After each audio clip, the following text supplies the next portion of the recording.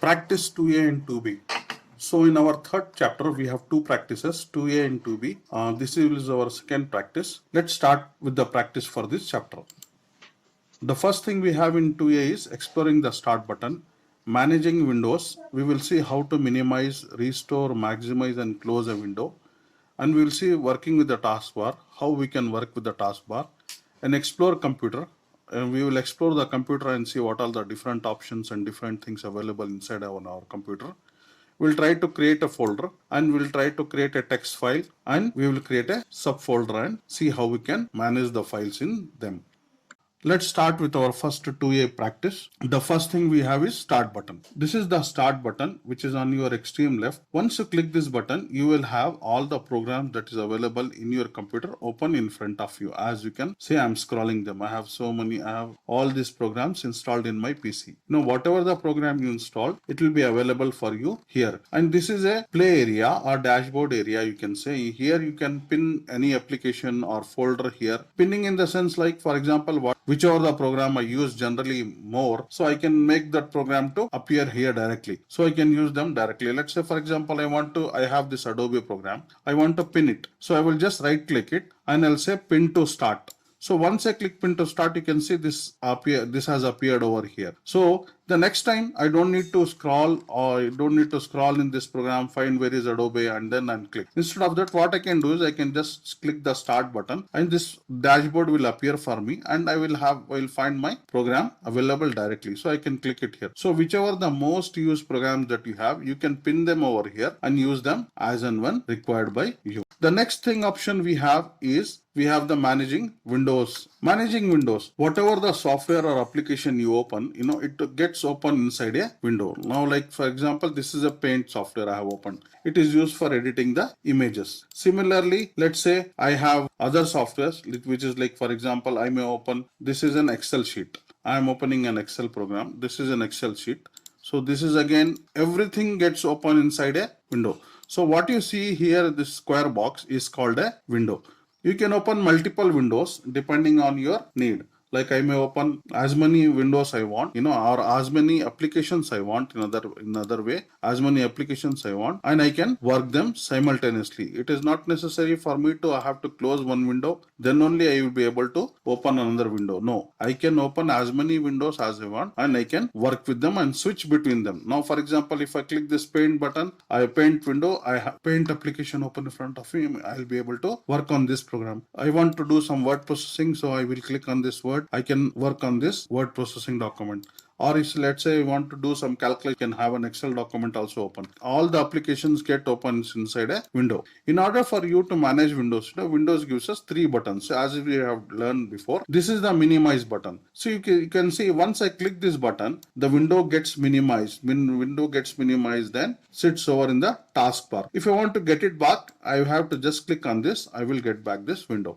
And this next button is called maximize button. So once I click this one, now you can see this window is occupying a part of my screen. So once I click this one, it occupies the complete desktop or complete screen. So I'll be able to work more efficiently. I can see all the details so I can maximize the window, whichever the window I want to maximize, I can maximize. So once you maximize, you will find this double window icon.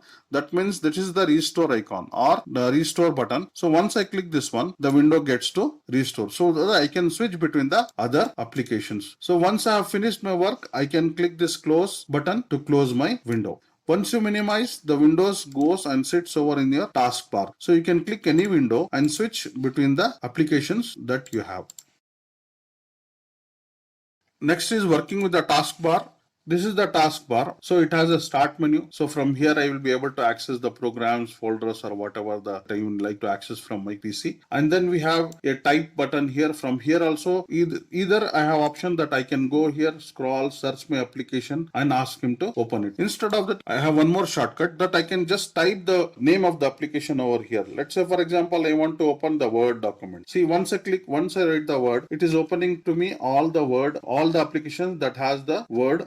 Word. So in order to, let's say I have two applications with the word, that is WordPad and Word. Instead of Word, let's say for example I want to open Excel. So I will just write Excel. So it will bring to me all the documents related to Excel as well as the application. So I can click on any one of them and open the if I click on this document, it will open directly this document inside an Excel. If I click this Excel, it will just open the empty Excel and I'll be able to work on it to open a document or manage a Excel document. Similarly, next here you have all the applications pinned to the desktop. So all the applications, few applications will be pinned here, and all the applications that you open will also get available over here. See what the applications you see with the dash in the bottom, that means these applications are running or open. They are open, and this which is without dash, they are not open. So only when I click them, they will get open. So once they are open, you can see they are also available as a desktop.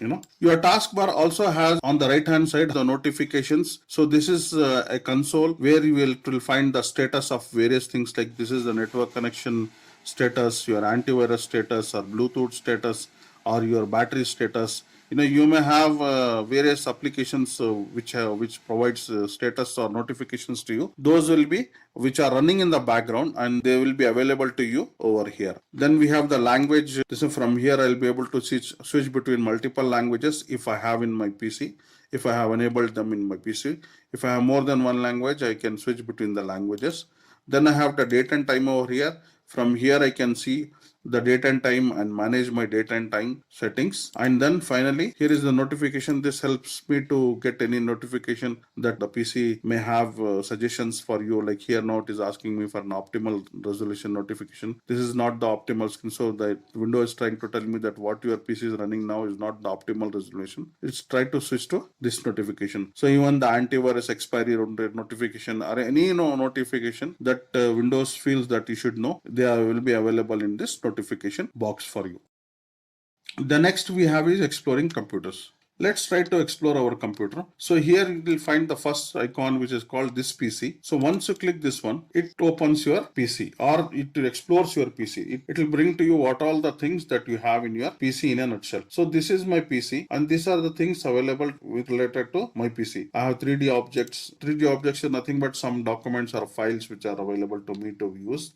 Then I have desktop. So this desktop is nothing but the desktop what you see over here, but here they are available in the file fashion. And then the documents here, whatever the documents that I used and saved, and by default they will get saved into this my document or documents. And then I have downloads. So whatever the downloads, applications, software, images that I do using the internet or any other software like WhatsApp downloads or internet or your Instagram downloads, or all the downloads will come and sort over here. And from here you can keep it in the same place, or you can take it to some other place depending on your needs. And my music, here you will find some music audio files that you have downloaded or you may have that is using. And then here you have pictures. Here you can find pictures that are taken and they are available inside the PC. And then videos. Here you will find the videos that are stored in your PC, and you can use them whenever and wherever you want. And finally, you have here the C drive. In this PC, for example, I have this hard disks. I have 3 hard disks. One is the C drive, another is D drive, another is E drive. Basically, it's physically one hard drive only, but I have partitioned them into 3 spaces. So you can see I can have different partitions so that I can manage my file. Basically, in the C, what I do is I keep my operating systems and all the applications. In the D, I will keep my official data or whatever the data that I use for my business or office purpose or anything. And finally, in the D drive, I mostly use for my personal data to be stored. So in this way, I can segregate and manage my data very easily. This is my personal preference. You can have your own preference, divide your hard drive or divide folders and how you want to use them. Let's try to create a folder. So our next topic is creating a folder. Let's say suppose I want to create a folder in my D drive. So I will just click on the D drive and I will right click on this folder space on the window. And once I right click, I will get a new button over here. So if I go to the new, I can see I have many options open.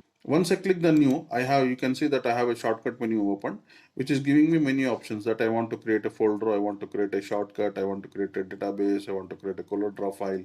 I can select any one of them and create that document for folder for me. So now the first exercise what I have is I want to create a folder. So I'll click this folder button. It has given me an option to name the folder. New folder it is giving by default. So I want to name it. So I will say, let's say, I will say the name as, I will say my company name as XYZ company. Let's say, for example, I want to create a folder for my company. Okay. So now I have created my company folder. So once I click this one, as you can see on the D drive, I have many folders. So once I click this XYZ, you can see it has opened inside. See here, you can see this PC. Inside that you have the D drive. Inside that you have the XYZ company. Now I am in the XYZ folder. This folder is empty. It is saying. Now in that, when I click the D drive, this is the D drive folder. It is the D drive folder. And once I click this XYZ, D drive folder has many files and folders, as you can see. Now once I click this XYZ company, it goes inside the XYZ folder and it opens the XYZ folder for you. Whatever the available in the XYZ folder will get displayed to you. So the next thing is I want to create a text file. So I can just go here, as you can see the similar method I can follow. I can just click the right mouse button. It opens me a shortcut. Then by using that new option, I can create a text file also. So my next exercise, I want to create a text file. Okay, I'll click this text file. I will say practice 2A, the name of the file. So I can double click this file. It will open me the text file in a notepad. So I can write my text file. Let me say I write, okay, welcome to learn write computer learning. This is my first text file creation in practice 2A. Okay. So once I have written this one, I can just click this file menu and click the save button to save my file. So it has been saved. Okay. So this way I can create a text file. So our next practice that we have is creating a subfolder. So I want to create a subfolder. So I have created in the D drive the XYZ company. Now I have also created a text file. Let's say I want to create a subfolder. Subfolder means what? Folder inside a folder. So I'll follow the same method. I'll right click the mouse button to get me a shortcut menu and I'll click the new button, and then I will click the folder. So let's say I have 4 branches that I want to manage. So I will create 4 icons here. Let's say folders here. Delhi branch, new, right click, new folder. Let's say Mumbai branch. Then I can say new folder. I will try to type the same name. Let's see what happens, Mumbai branch. See, it's telling me that the destination already contains a folder name Mumbai branch.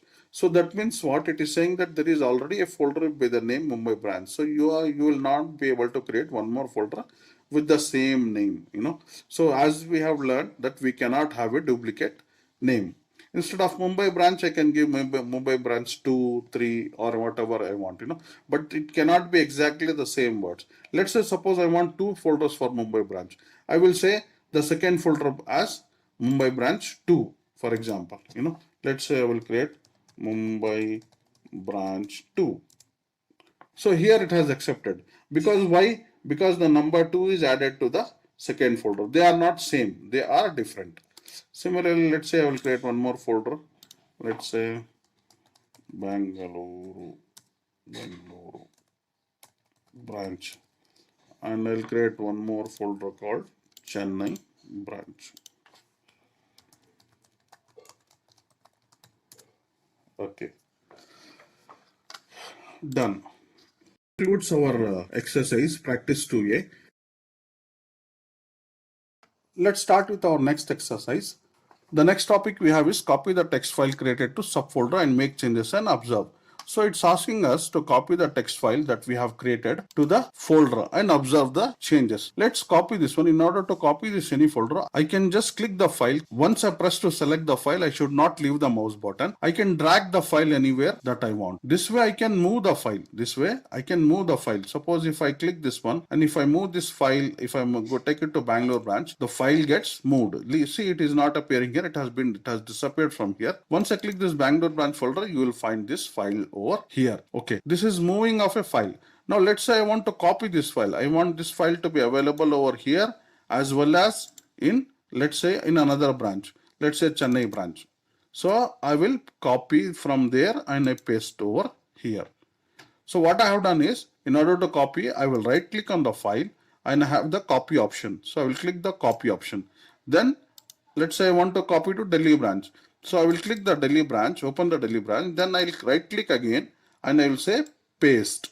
So it will paste for me that file into the Delhi branch. Okay, so what I have done is I have moved the file from the main to the Bangalore branch first, and then I have copied from Bangalore branch to Chennai branch, and then from Chennai branch to Delhi branch. So basically I have made 3 copies into 3 branches. Let's say I will open this Bangalore branch.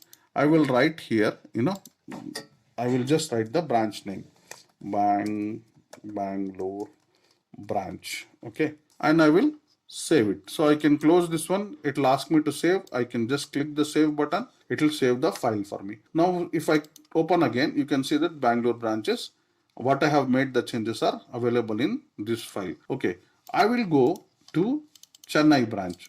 Chennai branch, you can see this is a file. I have made the copies before I have written that Bangalore branch. So this file is not having that word Bangalore branch. So basically that is a different file and this is a different file. Once I make a copy, it becomes a different file. It is not the same file. So I will write here as, let's say, Chennai branch. Okay, I will save again.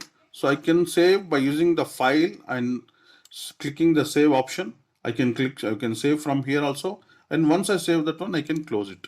Okay, let's say I will go back again and go open the Delhi branch and I will open this file again. Let's say I will write here Delhi branch. In this way I can open from here and save also, or I can just click the close button. It will ask me to, do you want to save the file? I can say save or don't save. Let's say suppose I have made the changes, so I don't want to save. I can say don't save. I can cancel this option also. So I'll just say save. Okay, it has saved. Now you can see if I open this file again, I can see that. So in order to open any file, you need to just double click the right mouse button on that file 2 times. See, now I'm double clicking it 2 times. So it is opening the file for me. So in order to select the file, it's 1 click. In order to select a file, it's 1 click. If I want to open the file, it is double click. The next option we have is creating a shortcut. What do you mean by shortcut? Let's say, for example, I have a Delhi branch file created. So instead in Mumbai branch, what I will create is I will create a shortcut of Delhi branch. What does it mean? Let's say I will say here, what I can do is I can say here, I can right click, I can say copy on the Delhi branch. Then I will come to the Mumbai branch, right click, and I will say instead of say paste, I will say paste shortcut. So paste shortcut, what it is doing, it is not creating another file. It is not creating another file of the Delhi as we have done before. First we copied the file to Bangalore branch, then from Bangalore to Chennai, then to Chennai to Delhi. So it has created 3 copies of the same file. Whereas in the Mumbai branch, what I have done is I have created a shortcut. Shortcut in the sense what? It has not copied the file, but just it has copied the link to the file. It has created a link to the file. So what it means is, let's say for example, I will open this Mumbai branch file. It is saying that Delhi branch. So it is linked to the Delhi branch. Let's say I will add here, Mumbai branch. So what I have written this word Mumbai branch. Where I have written this word Mumbai branch? I have written this word Mumbai branch in the Mumbai practice shortcut. Okay, let's say I will save this file. I will save this file and close it. Now you can see, this Mumbai branch is already stored or saved. Okay, I will go back to this Delhi file and try to open it. So this Mumbai branch is appearing here also. That means what? It has not created a copy. Whatever the editing you are doing or whatever the changes you are doing using this Mumbai file, They are getting saved where? They are getting saved in the Delhi file. This is not a physical file. It is just a link or a shortcut to the main file. This is not a physical file. No data is saved over here. Only a link is saved. Like you can see, this is only having 2 KB size. Very small. This is storing only the link. Link to where? Link to this file. So you can say this is having 1K size, So this is how things happens in the shortcut. Next is searching for files. So let's say suppose, I want to search a file. Here is an option that provides to me by Windows. So now I am in this PC D drive XYZ company, and from here I can type whatever the files I want. So what I have, the file's name is practice. Okay, so I will try to search the file name practice. So it is showing me that the practice file is available in Delhi branch. The practice cells, one shortcut is available in Mumbai branch. Another practice file is available in Chennai branch, another practice. So it will bring me all the files that is having the word practice as a name, to you. So you will be able to search using this option inside a window. The next topic we have is locking the windows. So as we have discussed, we can lock the windows. So in order to lock the windows, what I need to do is, once I click the start button, I have the user icon over here.